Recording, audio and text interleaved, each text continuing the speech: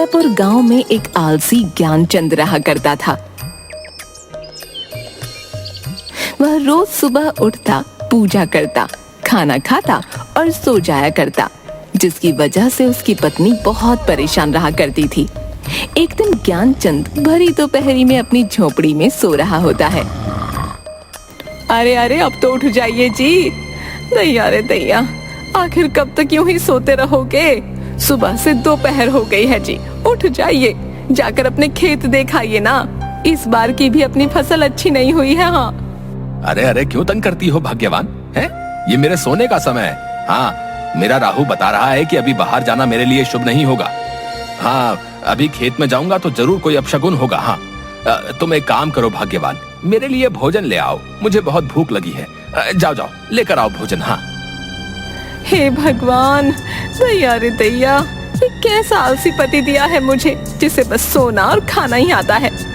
थोड़ी देर पहले अभी तो भोजन किया था आपने, और अभी फिर से।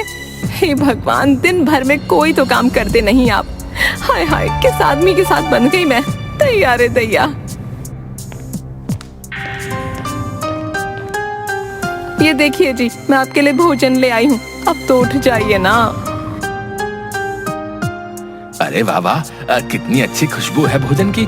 लाओ लाओ भाग्यवान, भोजन दो मुझे। वाह वाह वाह, आज तो तुमने गुड़ का चूरमा भी बनाया है। अरे वाह वाह वाह। अरे वाह भाग्यवान, मजा आ गया। बहुत ही स्वादिष्ट भोजन बनाती हो तुम तो। हाँ, अरे वाह वाह, तुम्हारा तो कोई जवाब ही नहीं है भाग्यवान, बहुत ही मजेदार। हाँ। दैया रे दैया, वो सब तो ठीक है जी, लेकिन अभी आप बाजार से थोड़ा अनाज ले आइए। घर में अनाज खत्म होने को है, ऐसे में मैं क्या भोजन बनाऊंगी? क्या कहा भाग्यवान? अनाज खत्म होने को है? अच्छा अच्छा, ले आऊंगा कल सुबह जाकर। अभी बाहर जाना अपशगुन होगा। हाँ, अभी तो तुम्हारे हाथ का स्वादिष्ट भोजन खाकर मुझे बहुत थकान हो गई है। अभी मैं भाग्यवान ऐसा करता हूँ कि सो जाता हूँ। अच्छा, मैं सोता हूँ। दैया रे दैया, हे भगवान, आपको तो दिन भर सोने के अलावा कुछ नहीं सूझता। जब देखो तब आलस। मैं बहुत तंग आ गई हूँ आपसे। अगर ऐसे ही चलता रहा तो मैं अपने मायके चली जाऊंगी। हाँ, बता देती हूँ आपको। अच्छा अच्छा, ठीक है भाग्यवान, बाद में सोचूंगा इस विषय के बारे में।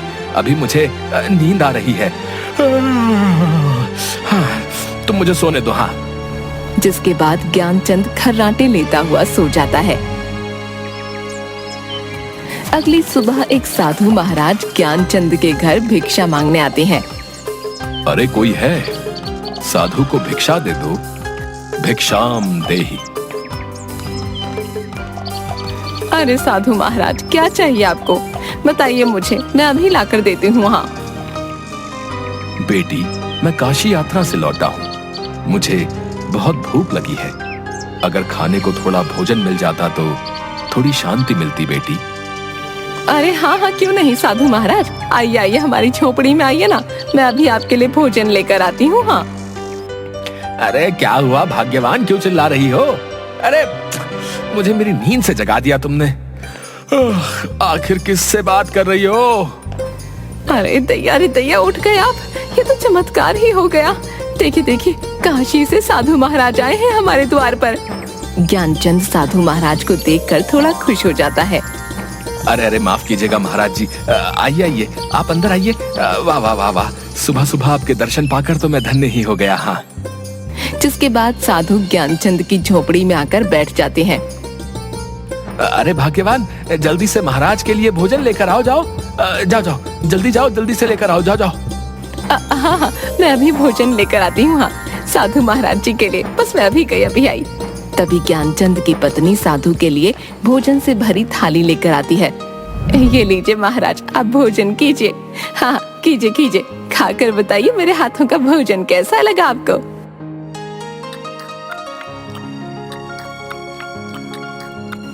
अरे वाह वाह, बहुत ही स्वादिष्ट भोजन था।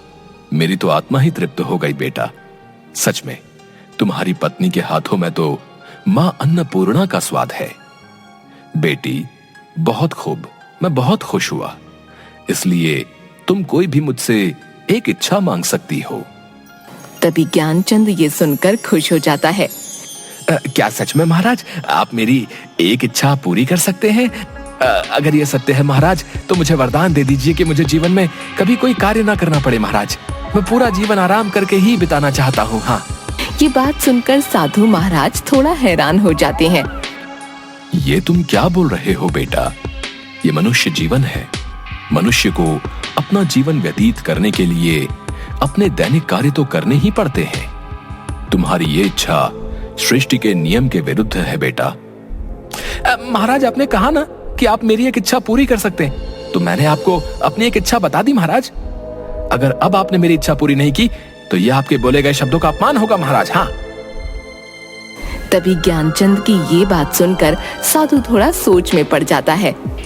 अच्छा तो ठीक है, अगर यही बात है तो हम तुम्हारी ये इच्छा अवश्य ही पूरी करेंगे। अब हम अपने शब्दों को वापस नहीं ले सकते हैं। हम तुम्हारी ये इच्छा अवश्य ही पूरी करेंगे।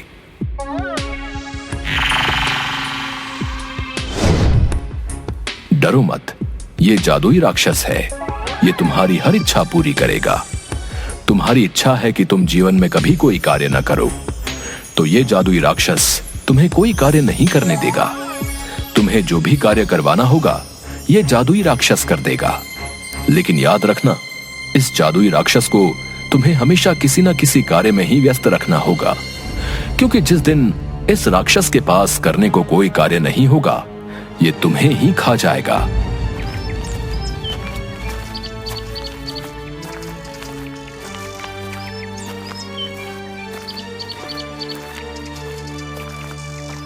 तभी ये बात सुनकर ज्ञानचंद की पत्नी थोड़ा डर जाती है। तैया रे तैया, नहीं नहीं, ये आपने क्या कर दिया जी? अपने आलस में आकर साधु महाराज से कैसी मूर्ख इच्छा मांग ली। मुझे तो आपके लिए बहुत चिंता हो रही है जी। अगर किसी दिन इस भयानक दिखने वाले राक्षस ने आपको ही खा लिया तो मैं क्या करूंगी जी? अरे भाग्यवान, तुम व्यर्थ में ही चिंता कर रही हो। ऐसा कुछ नहीं होगा। अब तुम देखना मैं इस राक्षस से कैसे सारे कार्य करवाता हूँ। हाँ, अब तो मुझे कोई कार्य ही नहीं करना पड़ेगा भाग्यवान है, और तुम्हें भी मुझसे कोई शिकायत नहीं होगी। हाँ। हे मनुष्य, बोलो, मैं तुम्हारा क्या कार्य कर सकता हूँ? क्या आदेश है तुम्हारा? जल्दी बताओ, वरना मैं तुम्हें ही खा जाऊंगा। हाँ। जाओ जादुई राक्षस, बाजार जाकर अनाज की बोरियां ले आओ। जाओ जाओ, घर में अनाज की बोरियां नहीं है। हाँ हाँ ठीक है, अभी जाता हूँ, लेकर आता हूँ अनाज की बोरियां। और वह राक्षस अचानक से गायब हो गया और तुरंत ही अनाज की बोरी ले आता है, जिसे देखकर ज्ञानचंद और उसकी पत्नी हैरान हो जाते हैं। तैया रे तैया, अरे जादुई राक्षस, तुम इतनी जल्दी अनाज की बोरी ले आए? मेरी तो कुछ समझ नहीं आ रहा। मैं कोई साधारण राक्षस नहीं हूँ, बल्कि एक मायावी राक्षस हूँ। इसलिए जो भी तुम मुझे कार्य करने को दोगे उसे मैं अपनी मायावी शक्ति से पल भर में ही कर दूंगा। अब बताओ और क्या कार्य करना है, वरना मैं तुम्हें ही खा जाऊंगा। ज्ञानचंद थोड़ा सोच में पड़ जाता है। अच्छा अच्छा ठीक है, तुम यहाँ से मेरे खेत में जाओ और जाकर सिंचाई कर दो। जादुई राक्षस, जाओ जाओ। ठीक है, मैं तुम्हारे खेत की सिंचाई करके अभी आया। दैया रे दैया, सुनिए जी, मुझे तो बहुत डर लग रहा है। ये जादुई राक्षस तो सच में बहुत भयानक है जी। अगर सच में इसने आपको कुछ कर दिया तो? अरे भाग्यवान, तुम देख रही हो ये कितनी जल्दी मेरा बताया हुआ कार्य कर देता है। देखो, अगर ये मेरे साथ रहा तो मैं सदैव आराम से जीवन व्यतीत करूंगा। हाँ, तुम चिंता मत करो, ये मुझे कुछ भी नहीं करेगा। हाँ, मैं हमेशा ही इसे कोई ना कोई कार्य देता ही रहूंगा। हाँ।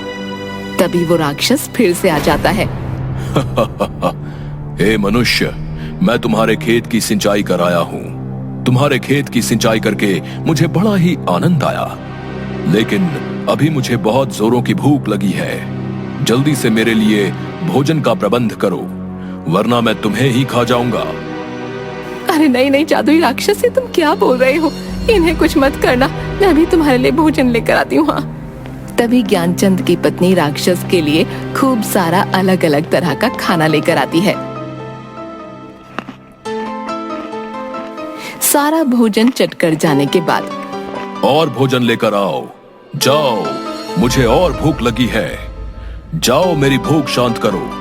ज्ञानचंद और उसकी पत्नी दोनों ये सुनकर दुखी हो जाते हैं। अरे अरे, पूरे घर का राशन तो खा गया ये जादुई राक्षस। आखिर अब कैसे शांत होगी इसकी भूख। तभी उसकी पत्नी घर के बाहर लगे एक तुलसी के पेड़ के पास जाती है और बहुत बड़े पतीले में जिसमें खूब सारा दूध रखा होता है उसमें उन तुलसी के पत्तों को डाल देती है और उस दूध के पतीले को राक्षस के पास लेकर जाती है। ये लो जादुई राक्षस, इस दूध को पी लो, इस दूध से तुम्हारी भूख शांत हो जाएगी।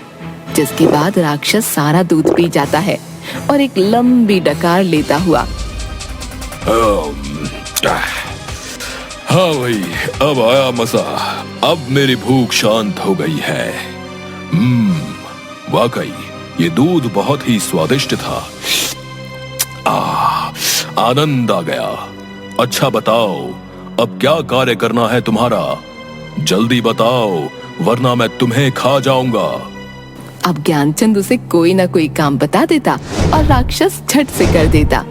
लेकिन एक दिन ऐसा आया जब ज्ञानचंद के पास उस जादुई राक्षस को बताने के लिए कोई काम नहीं था।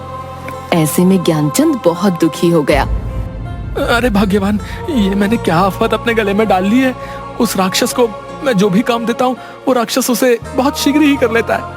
आज तो मेरे पास उसे देने के लिए कोई काम भी नहीं बचा। अब ऐसे में तुम ही बताओ मैं क्या करूं। लगता है आज तो मुझे वो राक्षस खा ही जाएगा। हाय भाग्यवान, अब मैं क्या करूंगा। अब तो मैं तुम्हें छोड़कर उस राक्षस के पेट में जाने वाला हूँ। हाय हाय हाय। दैया रे दैया, आप चुप हो जाइए जी। मैंने आपसे कहा था वो जादुई राक्षस बहुत भयानक है, लेकिन आप चिंता मत कीजिए। मैं उस जादुई राक्षस को आपको कुछ नहीं करने दूंगी। हाँ, लेकिन आपको भी मुझसे वादा करना होगा। आज के बाद आप अपने सारे काम खुद ही करेंगे। हाँ। अरे हाँ हाँ भाग्यवान, मैं वादा करता हूँ आज से अपने सारे कार्य स्वयं ही करूंगा। हाँ, लेकिन तुम मुझे उस राक्षस का भोजन बनने से बचा लो भाग्यवान। अच्छा अच्छा ठीक है। अब आप देखना मैं उस राक्षस को आज कितना महत्वपूर्ण कार्य देती हूँ जिसे वो जादुई राक्षस कभी पूरा नहीं कर पाएगा। तभी वहाँ पर राक्षस आ जाता है और ज्ञानचंद से, हे मनुष्य, बताओ मुझे आज क्या कार्य करना है। जल्दी बताओ, वरना मैं तुम्हें ही खा जाऊंगा। अरे दैया रे दैया, ओ जादुई राक्षस, आज मैं तुझे काम देती हूँ। मेरी झोपड़ी के पीछे एक मोती नाम का मेरा प्यारा कुत्ता रहता है। तुम जाओ और उस मोती की दुम को सीधा कर दो। जब तक उस मोती की दुम सीधी नहीं हो जाती तुम यहाँ वापस मत आना। हाँ।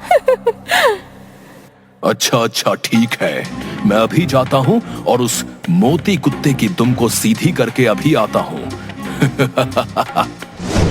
अरे भाग्यवान, ये क्या काम दिया तुमने उस जादुई राक्षस को। तुम देखना, वो अभी मोती की दुम सीधी करके आता ही होगा। हाँ, अब तो वो मुझे खा ही जाएगा। हाँ। दैया रे दैया, आप भी ना बिल्कुल मूर्ख ही हैं। अरे भला कुत्ते की भी दुम कभी सीधी होती है? वो जादुई राक्षस मोती की दुम को कभी सीधा नहीं कर पाएगा। हाँ, और ना वापस यहाँ लौट कर आएगा।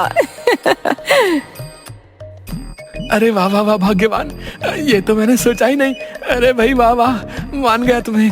क्या दिमाग लगाया तुमने भाग्यवान। हाँ भाग्यवान, बहुत ही अच्छा। हाँ, अब वो राक्षस वर्षों तक कभी मोती की दुम को सीधा नहीं कर पाएगा। हाँ। जिसके बाद अगले ही दिन से ज्ञानचंद अपने सारे काम खुद करने लगा, किसी आलस के बिना। और उधर जादुई राक्षस मोती के पीछे उसकी दुम को सीधा करने के लिए कई वर्षों तक यूं ही भागता रहा। न तो वह कभी मोती की दुम को सीधा कर पाया और न लौटकर ज्ञानचंद के पास आ पाया।